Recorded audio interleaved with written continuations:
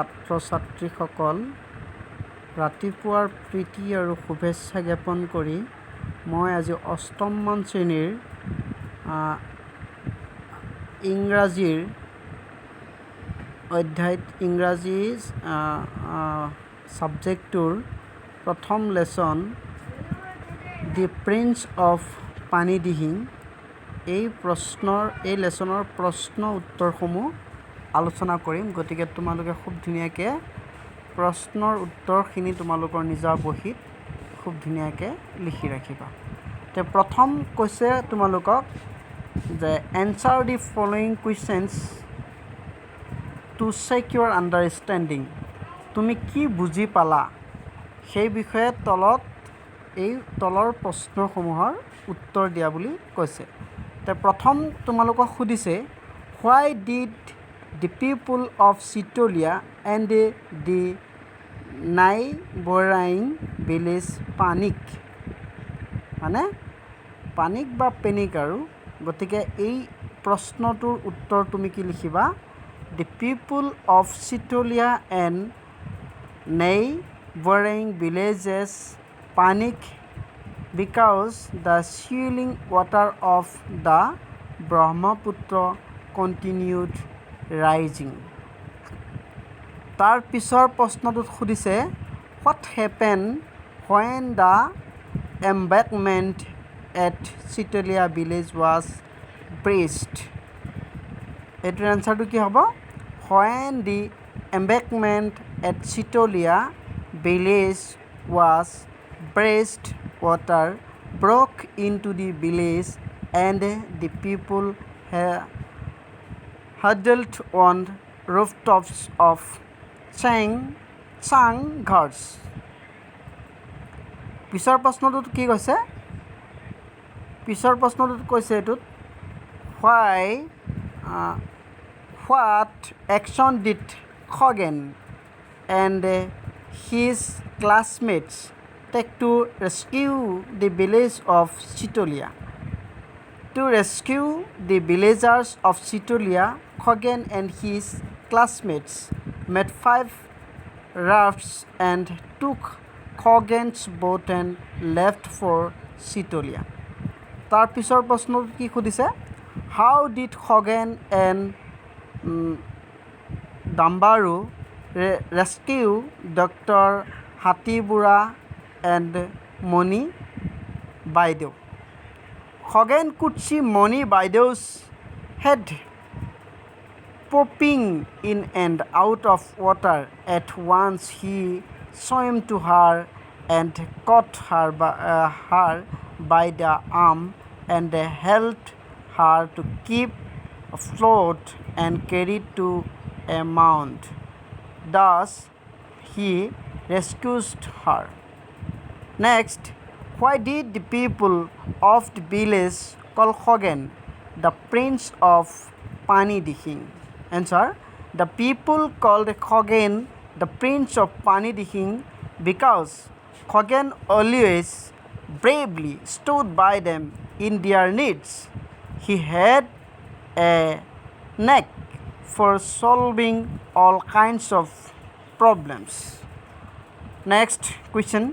How much of the story do you remember? Answer 3 questions quickly. Who was Khoghen? How old was he? Khoghen was a student of Nitai Pukhuri College. He lived in Borgao. He was 17 years old. It rained heavily all week. It rained heavily all week. What was the result? The result was that the water of the Brahmaputra rose seriously and finally the embankment at Sitolia village broke. Next, in moments huge waves of water broke into the villages. What is this situation called? This situation is called flood havoc. Khoghen you have saved our lives, gives us a new life. Who said this? Why did he say this? Dr. Hati Borua said this.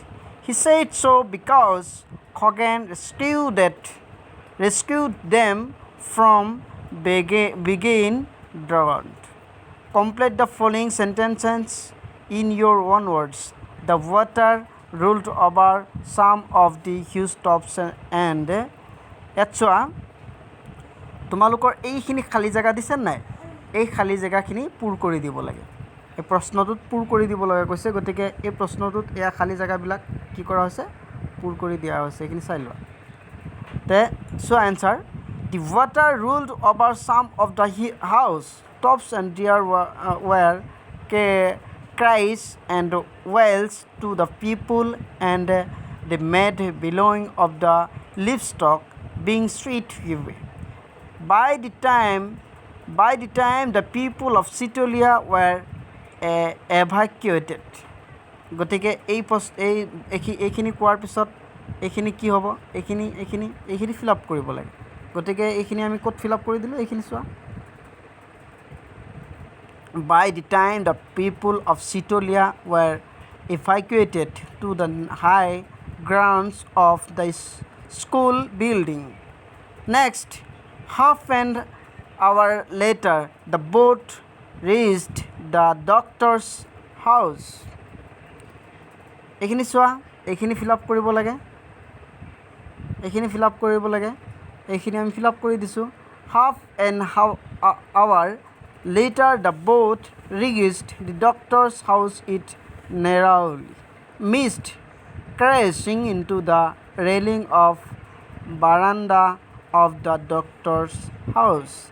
The boat took a U-turn now and next খিনি আমি কি কৰিব লাগে fill up কৰিব লাগে এইখিনি আমি fill up কৰিব লাগে চোৱা the boat took a U-turn and it began to move swiftly with the current. Next, Dambarao and the two other men somehow managed to catch. বাকীখিনি আমি ফিল আপ কৰিব লাগে Dambarao and the two other men somehow managed to catch hold the cabaged boat that had almost been swept away. Read the following. Use the clause to write a summary of the situation of Pani Dihing to be published in the local newspaper. Give a suitable title. তার মানে কি কৰিব দিছে reading the following use the clause to write a summary of the situation of Pani Dihing to publish in the local newspaper মানে ওচৰ চুবুৰীয়া বা local নিউজপেপাৰত তুমি এইখিনি লিখিবৰ কাৰণে পানী দিহিঙৰ বিষয়ে অলপ কিবা এটা লিখিবৰ কাৰণে তুমি এই তলত দিয়া হেৰিবিলাকৰ ওপৰত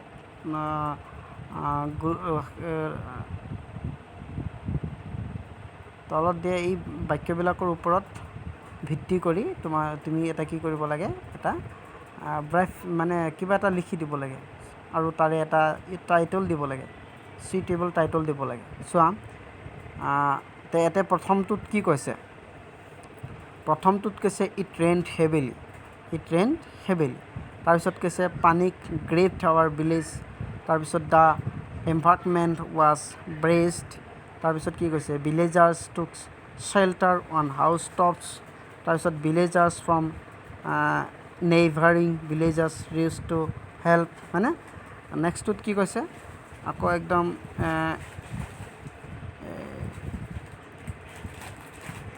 জি নাম্বাৰটোত কি হৈছে in due time rafts boats were made ready next to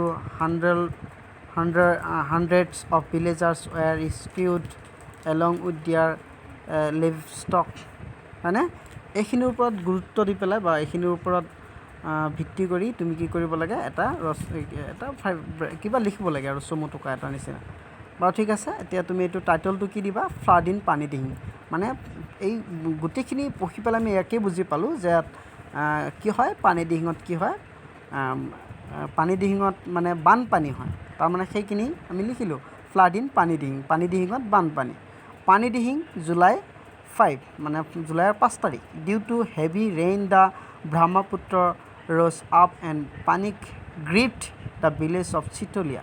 The embankment at Chitolia broke down and water rolled over the village, so the people took shelter on their house tops. Villagers from neighboring villages used to help with rafts and boats. The civil authorities were informed. The affected people were rescued along with their livestock and shipped to a relief camp. ছাত্ৰ ছাত্ৰীসকল তাৰ পিছৰ 5 নম্বৰত এটোত কি কৈছে let's learn মোৰ চাম grammar মানে ইয়াত গ্ৰামাৰ আমি শিকিব লাগে এইখিনি কথাকে কৈছে বাৰু গ্ৰামাৰখিনি মই ভাবি আছোঁ পিছৰ এটা চেপ্টাৰত তোমালোকক গ্ৰামাৰৰ বিষয়ে দি দিম নেকি নে আজি শেষ কৰি দিওঁ ঠিক আছে আজিয়ে শেষ কৰি দিওঁ দুই এজনে ভাবি আছোঁ যেতিয়া আৰু ঠিক আছে here is the opening line of the story you have just read it rained heavily well week the word heavily gives us more information and add something more the meaning of the verb মানে ইয়াত বৰষুণ দি আছে বৰষুণ দিছিল rain মানে বৰষুণ দিয়া ৰেইনড বৰষুণ দিছিল মানে ভালকৈ বুজি যোৱা তাৰমানে কি কৈছে ইয়াত হৈছে ৰেইন মানে বৰষুণ ৰেইনড পাষ্ট পাৰ্টিচিপল পাষ্ট ইনডিফিনিটৰ হেৰি আহি গ'ল ভাৰ্ব আহি গ'ল মেইন ভাৰ্ব হেভিলি গধুৰভাৱে অলুইক গোটেই এসপ্তাহ ধৰি কি দিছিল গধুৰ বৰষুণ দিছিল মানে The word heavily gives us more information and adds something more to use meaning of the verb. মানে তাৰমানে মেইন ভাৰ্ব যিটো আছে সেই ভাৰ্বটোক আৰু অধিক গুৰুত্ব দিছে এই হেভিলি শব্দটো লগাই পেলাই গতিকে read the following sentences from the story গতিকে তুমি কি কৰিব লাগে এই ষ্টৰিৰ পৰা এইখিনি পঢ়ি পেলাই তুমি এতিয়া ইয়াৰ পৰা এনেকৈ ওলাব লাগিব চাগে he is a brave fellow the often said The civil authorities and demo also had to inform immediately. It narrow missed crashing into railing of the veranda. In all of the sentence, the words often immediately and narrowly tell us more about the verb said in from missed.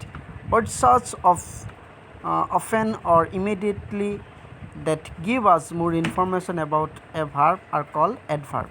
যিবিলাক ভাৰ্বে আৰু অলপ গুৰুত্ব দিয়ে সেই ভাৰ্ববিলাককে আমি কি verb বুলি কওঁ এডভাৰ্ব সেইবিলাককে আমি কি কওঁ সেইখিনিকে আমি এডভাৰ্ব বুলি কওঁ there are several types of adverb the most common adverb are মানে এডভাৰ্ববিলাকক কিমানটা ভাগত ভাগ কৰিছে সেই ভাগবিলাকক মোষ্ট এডভাৰ্ব যিবিলাক ভাগ বহুতকেইটা আছে তাৰে কিছুমানে দিয়া হৈ আছে সেইখিনি চোৱা adverbs of manner adverbs of time adverbs of place position adverb of direction adverbs of frequency adverbs of degree interrogative adverbs more practice with adverb ঠিক আছে এতিয়া চোৱা এই এডভাৰ্বখিনিৰ নাম ক'লোঁ এতিয়া এটা এটাকৈ চাই যোৱা adverbs of manner boldly, bravely, quickly, slowly, heavily, etc. It rained heavily হয়নে গতিকে চোৱা এডভাৰ্ব অফ মেনাৰ যিবিলাক সেইবিলাক মানে boldly, bravely, quickly, slowly, heavily, etc. এইবিলাক হৈছে এডভাৰ্ব মেনাৰ এডভাৰ্ব বুলি কোৱা হয় যেনে সাহসৰে মানে কুইকলি মানে ততাততীয়াকৈ আৰু শ্ল'লি লাহে লাহেকৈ হেভিলি গধুৰভাৱে হয়নে গতিকে এইবিলাক হৈছে কি মেনাৰ এডভাৰ্ব তাৰপিছত এডভাৰ্বছ অফ টাইম যিবিলাকে টাইম বুজায় আৰু এগো আগত চিন্স মানে বিফ'ৰ আৰ্লি চুন অলৰেডি গেট এক্সেট্ৰা এইবিলাক হৈছে এডভাৰ্ব অফ এইখিনি কি সময় বুজাইছে এতিয়া সময় বুজোৱা যিবিলাক শব্দ সেইবিলাক হৈছে এডভাৰ্ব খগেন এণ্ড এটা উদাহৰণ চোৱা Khagen and Dambaru are coming tomorrow মানে গতিকে টুমৰোটো কি এডভাৰ্ব হয় times of adverb of place position এতিয়া চোৱা here there near up down everywhere etcetera এইবিলাক হৈছে কি এডভাৰ্ব অফ প্লেচ বা পজিশ্যন স্থান প্লেচ মানে ঠাই স্থান পজিশ্যন মানে স্থান হয়নে এইবিলাক এটা উদাহৰণ চোৱা খগেন ছেট নিয়াৰ ডাম্বাৰু খগেন কাৰ ওচৰত বহিছিল ডাম্বাৰুৰ ওচৰত এডভাৰ্ব অফ ডিৰেকশ্যন যিবিলাকে ডিৰেকশ্যন দি বুজায় লেফ্ট মানে কোন দিশ দেখুৱাইছে লেফ্ট ৰাইট টুৱাৰ্ডছ এক্সেট্ৰা এই গোটেইবিলাক হৈছে কি adverb of direction Khagen turn left the crossroads adverb তাৰপিছতো কি আছে